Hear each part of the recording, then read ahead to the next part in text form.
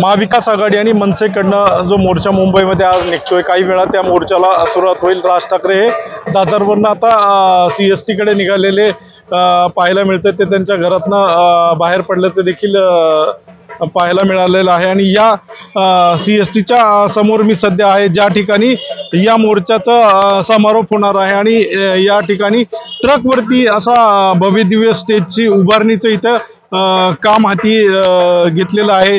आणि हे काही वेळात त्याला काम संपलं आणि या ठिकाणी आता काही वेळात इथे नागरिक देखील गोळा व्हायला सुरुवात झाली आहे। आणि इथे एक संबळवाद्य देखील करण्यात येते। आणि हा मोर्चा जो आहे निवडणूक आयोगाच्या विरोधातला असेल आणि निवडणूक आयोगाच्या जो मतदार यादीमधला जो घोळ आहे, जो मतचोरीचा घोळ आहे, याच्या विरोधामध्ये आणि सरकारच्या विरोधामध्ये हा मोर्चा निघणार आहे। आणि जो सत्याचा मोर्चा आहे आणि संविधान वाचवायचं आहे आणि लोकशाही जगवायची आहे, या हेतूने हा मोर्चा काढण्यात आलेला। आणि जी खोटे मतदार आहेत, जे मतदार यादीमध्ये यांचं नाव लावलेलं आहे, हे नावे काढावेत आणि स्वच्छ अशी मतदार यादी करावी, त्यानंतरच निवडणुका घ्याव्यात, असं निवडणूक आयोगाला देखील या मोर्चातून इशारा देण्यात येणार आहे। आणि सरकारला देखील या मोर्चातून इशारा देण्यात येत आहे। पण पहिल्याच वेळेस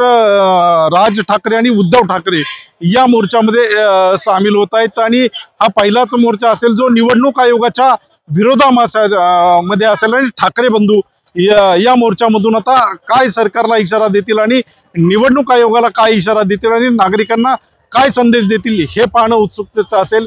लोकशिवाय मराठीसाठी दीपक जाधव, मुंबई।